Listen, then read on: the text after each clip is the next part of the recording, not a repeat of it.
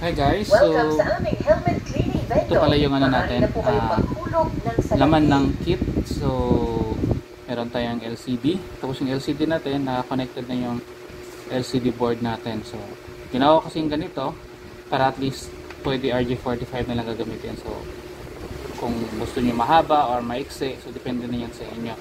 So dito na rin naka-connect yung ano natin, coin slot. So itong speaker, mali lang to siya, so dito pa rin natin nakalagay yung speaker, so di lang natin yung gagamitin.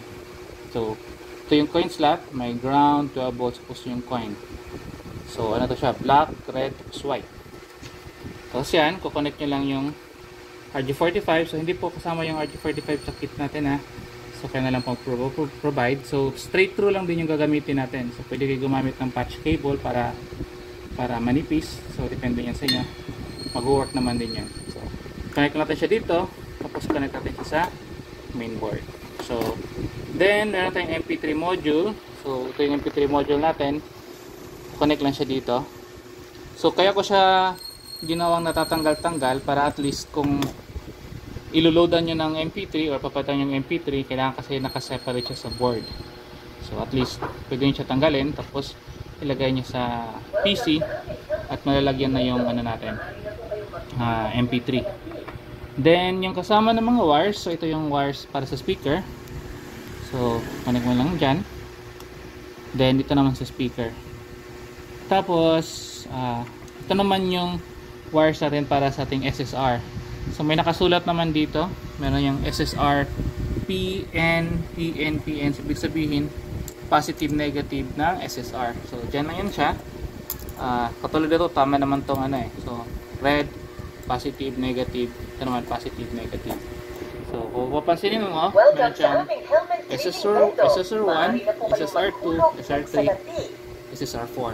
Then dito naman yung power supply natin. So meron tayong ground saka 12 volts. So nakadikit din yung dalawang 12 volts dito. So pwede kung gusto niyo lagyan ng LED lights or kung ano, pwede kayo mag-tap dito.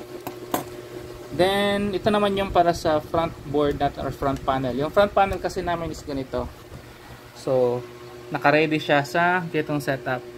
So ito naman kasama dito siya sa kit, pwede nyo siya i-diretso lang. So connect dito, kung papansin niyo, meron siyang conf, reset, sensor, sales, 12 volts saka ground. So ganyan yun siya. So ibig sabihin ng conf, ito yung sa Bluetooth configuration. So kailangan yung i-connect to sa button ninyo.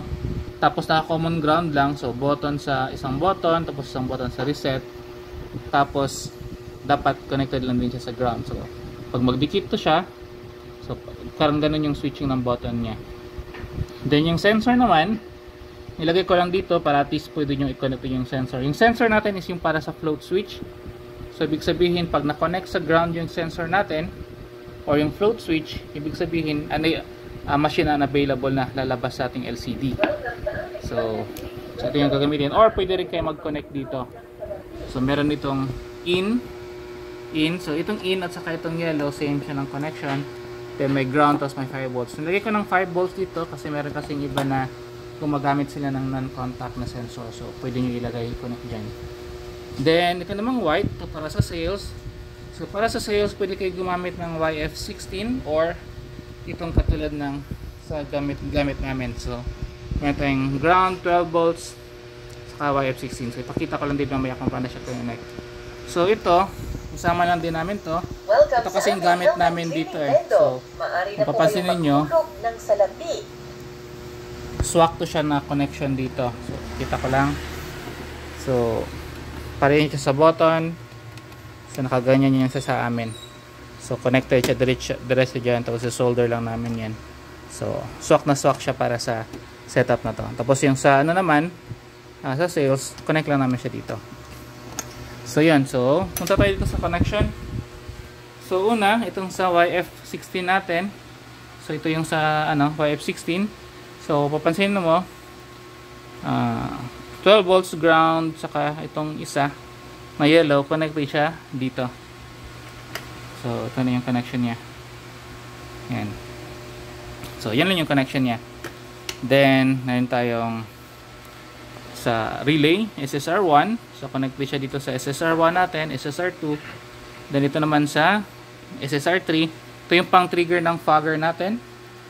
Then yung isang relay is yun yung naka always on siya pag may naghulog. Ibig sabihin sa buong whole session naka on siya. So pwede nyo i-connect naman sa another relay. So depende yan sa setup niyo. Then ito naman yung sa configuration sa kabuhatan. So ito via Bluetooth tayo. Nakasulat din yung Bluetooth ID dito. So tapos ito naman sa LCD. Ito na yung connection sa ating coin slot. So try tayo. So maghulog tayo. Then tingnan nyo muna yung sa YF16 natin. Naka 15. So pag maghulog tayo ng another 5. I-disinfect na po natin at i-sterilize gamit ang UV light. So unang stage, mag-on yung unang relay natin. Tapos next stage naman is ito. Ito pala. Naka-on to yung dalawa. So hintayin na natin. Tapos i-reset ko lang ulit para at least makita nyo ng ano. So yan.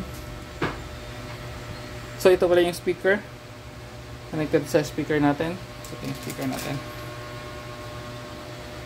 Tapos 27. So next niya is fogging. So nakaset siya sa 10 seconds. Tapos yung fog stays 10 seconds din. So dapat lalabas ito is 20. Tapos mag-on to siya ng 10 seconds. Tapos mag-off siya pagka after ng 10 seconds.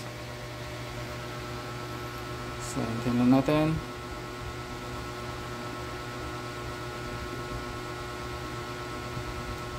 Sisimulan na po natin ang fogging para maging 20 siya. mabango ang iyong helmet. 20. So pag 10 yan, magsisiro siya. So naka-on yung so nag-off na siya. Then yan, naka-on pa din. Tapos pag katapos ng fog stay, next stage naman is ito. Papatuyuin na po natin ang helmet. So yun lang yung stages natin. So ulitin natin, pakita natin na nagbabago yung ano. Kita muna tayo. 20. So sa YF16 pwede mo kasi ito siya i-reset. So reset natin. So reset. So reset din natin para at least makahulog Welcome tayo sa aming helmet ulit. cleaning vendo. Maaari na po pansin kayong nyo, maghulog ng salapi. Ito. Na-reset ko pala yung button. So kailangan kapindot ko yung sa set ng ano. So hit natin. Yan. I-disinfect na po So, natin magbabago at yan siya. i-sterilize gamit ang UV light. Ang sa YF16, naka-save to siya sa memory. So, hindi siya mawawala pag hindi nyo i-reset. So, same din yan sa ating dito. Sa board natin. So, meron din to siyang reset. Okay. So, sa kit namin pala, ito yung mga naka-always on lang to. Ito yung sa Relay 1, SSR1. Ito yung sa Fogger. Ito naman yung sa heating. Itong isang last naka-always on. Pero pwede nyo lagyan ng para sa isang relay. Kung gusto nyo 4 na relay. So, pwede nyo ito i-connect. Pero ito, always on lang to para at least pwede nyo gamitin para sa lighting ng inyong bendo. So, yun lang guys, yung ating helmet bendo kit.